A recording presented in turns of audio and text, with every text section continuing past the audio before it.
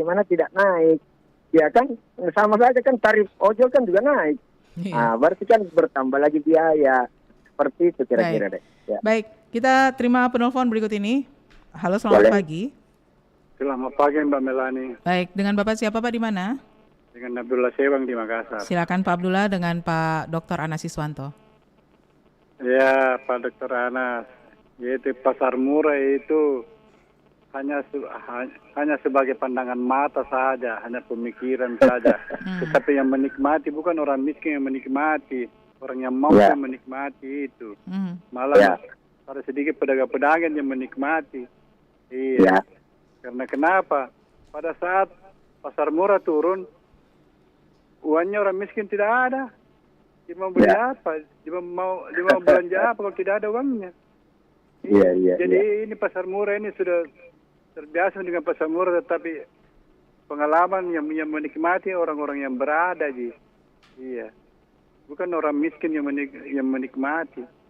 Iya. Baik. Jadi ini semua ini karena bahan BBM naik, harga-harga menjadi mahal, rakyat tambah melarat. Baik. Iya. Orang miskin menjadi miskin kembali, miskin sekali ini dia kasihan. Iya. Ini betul-betul ini masalah menjadi sesuatu pemikiran yang tidak bisa habis dipikirkan ini. Ya. Baik Pak Abdullah Sewang. Terima kasih Pak Abdullah.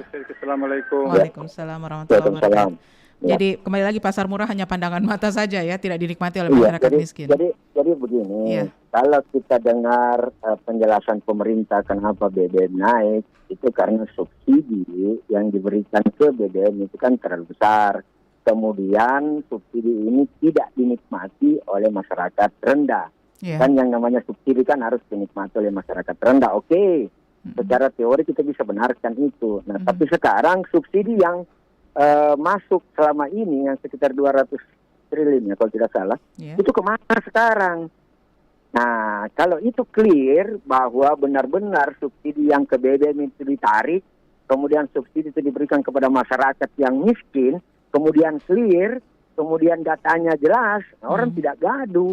Karena masyarakat kan terbantu juga oleh pemerintah. Nah, itulah gunanya pemerintah. Jangan lepas tangan kalau sudah masalah ini, tapi tunggu aja nanti kalau mau pemilihan presiden nanti dibantu lagi. Waduh, agak-agak ini ya, agak-agak nyenggol dikit itu Pak Anas ya. Biasanya begitu. Biasanya begitu. Oke. Ini saja sudah mulai rame nih bantuan-bantuan ya. Ya, disiksa dulu. Nanti masyarakat luar biasa tersiksanya ya baru dibantu. Tunggulah, nanti aman itu suara. Baik, Pak Anas ini menarik sebetulnya. Tapi setelah terjadinya kenaikan harga BBM kemarin ini tidak bisa dipungkiri ya bahwa masyarakat kita memang yang paling terdampak masyarakat di bawah ya, bukan lagi menengah tapi yang di bawah. Nah, seperti yang Pak Anas tadi sampaikan 200 triliun sebagai dana subsidi itu, apakah memang tidak perlu lagi kita berikan subsidi ke BBM, ke listrik? Tapi memang harus langsung diberikan seperti bantuan yang diberikan oleh pemerintah sekarang, BLT misalnya, BSU, apa segala macam ya. Apakah memang harus seperti itu bentuknya, Pak? Iya, karena subsidi itu tidak bisa dihilangkan buat negara yang seperti kita ini. Karena sistem ekonomi kita kan memang sistem ekonomi campuran di mana bahwa pemerintah juga ikut masuk di dalam. Nah, subsidi itu tidak bisa kalau selama ini subsidi mengancam APBN karena selalu defisit. Pertanyaan berikutnya adalah apakah memang hanya subsidi yang mengganggu sampai defisit APBN? Mungkin saja pengelolaan anggaran kita itu tidak efisien. Yang sebenarnya kalau efisien maka banyak dana yang tidak perlu menarik itu subsidi, sehingga subsidi jelas ada, dan subsidi inilah sebagai alat pemerintah untuk membantu masyarakat yang miskin begitu. Tidak bisa dihilangkan, kan itulah tugas pemerintah. Nah, pertanyaan kembali adalah apakah memang anggaran-anggaran yang dikeluarkan oleh pemerintah selama ini yang masuk dalam APBN itu sudah prioritas atau tidak dalam kondisi sekarang ya, dalam kondisi sekarang. Yang mana yang prioritas, yang mana yang tidak, mana lebih penting? Misalnya infrastruktur atau mau kasih hidup ini masyarakat yang sudah ngos-ngosan. Nah, berarti kan ada yang kita bisa tunda dulu, kita selamatkan dulu masyarakat. Karena kalau masyarakat terdorong naik, masyarakat sudah punya pendapatan, masyarakat sudah punya daya beli, kan akan kembali lagi. Dan akhirnya bisa bayar pajak. Nah, itulah skala prioritas itu menjadi sesuatu yang mutlak oleh pemerintah sekarang di dalam mengantisipasi masalah-masalah kondisi yang ada sekarang ini. Karena kita paham juga bahwa ekonomi global juga terganggu. Iya, kita tahu itu.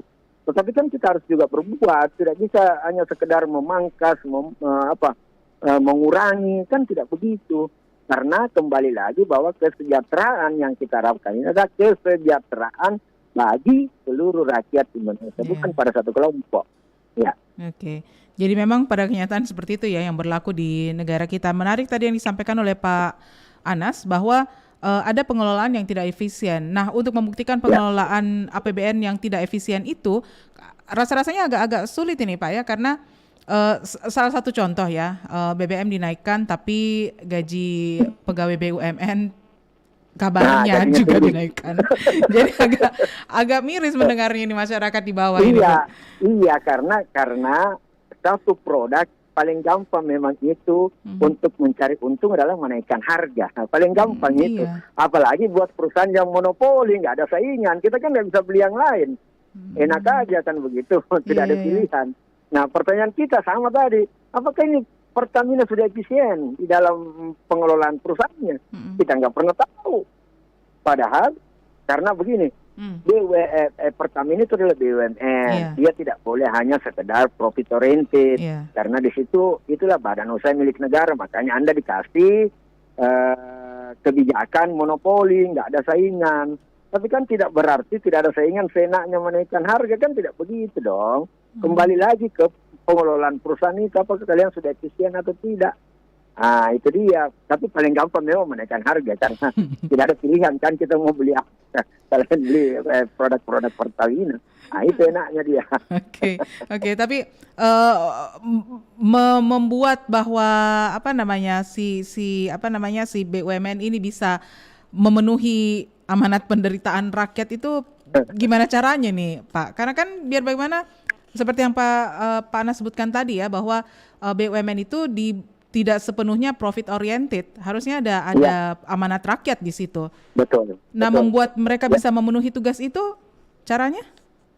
Iya kan, di setiap BUMN itu kan ada komisaris. Ada pengawasan internalnya, kemudian ada kementeriannya, kemudian kan ada DPR yang mewakili kita ini. Nah, itu bisa. Tapi kalau selama ada kepentingan tertentu, kepentingan pribadi, kepentingan kelompok, kepentingan partai dalam tanda petik di dalamnya, ya say goodbye aja. Berarti secara tidak langsung ini keberadaan BUMN itu menunjukkan indikator dari semua pihak yang bermain di situ, Pak ya? Bisa saja, karena selama ini BUMN itu menjadi sapi perah menurut saya, hanya mengejar dipaksa untuk coba bayangkan Garuda saja, kok Garuda bisa rugi? Iya, gimana caranya? PLN kok bisa rugi? Gimana caranya? Perusahaan yang tidak punya saingan, kemudian seenaknya menentukan tarif kok bisa rugi? Nah, itu dia kan, kira-kira ada apa? Saya belum tahu, saya tidak lihat pasti datanya, tetapi yang terjadi adalah seperti itu. Aneh-aneh aja kelihatannya. Susah didiskusikan di kelas karena pasti tidak ada teori yang mendukungnya. Baik, Pak Dr. Anas, ternyata memang masalah inflasi ini menyangkut banyak hal dan menyangkut banyak pihak, dan tentunya kita berharap sekali lagi ya, masyarakat hanya bisa berharap dan berdoa mudah-mudahan para pemimpin kita ini bisa menghadirkan kebijakan yang memang betul-betul berpihak kepada masyarakat. Pak Anas, terima kasih pencerahannya hari ini. Baik, ya, sama-sama. Terima kasih, Pak Anas. Assalamualaikum warahmatullahi wabarakatuh. Waalaikumsalam. Pendengar, demikian kebersamaan saya dengan Bapak Dr. Anas Iswanto Anwar Makabiru, pengamat ekonomi dari Universitas Hasanuddin, yang tadi Pak Jono sudah sempat menyebutkan sekaligus juga pengamat ekonomi, bisa dikatakan ekonom nasional ya, karena bahasannya tadi cukup tajam ya. Salah satunya adalah pengelolaan yang tidak efisien pada APBN itu menyebabkan terjadinya defisit anggaran, defisit APBN yang dampaknya justru ditimpakan ke masyarakat, pengurangan subsidi. Padahal seharusnya subsidi itu tetap menjadi hak dari masyarakat miskin dan pengelolaanlah yang seharusnya dibuat lebih efisien. Mata anggaran yang bukan prioritas seperti memilih antara infrastruktur dengan peningkatan ekonomi masyarakat mungkin seharusnya direvisi kembali oleh pemerintah kalau memang belum sanggup untuk membuat infrastruktur yang memadai. Mungkin lebih baik kalau meningkatkan perekonomian masyarakat dengan berbagai macam cara ya. Salah satu cara adalah ketika terjadi inflasi seperti saat ini dengan melakukan operasi pasar, mengamati barang-barang apa saja yang di pasaran itu mengalami kenaikan dan berusaha semaksimal mungkin mengeluarkan kebijakan sehingga barang-barang tersebut bisa terjangkau oleh masyarakat, daya beli masyarakat tetap pada levelnya.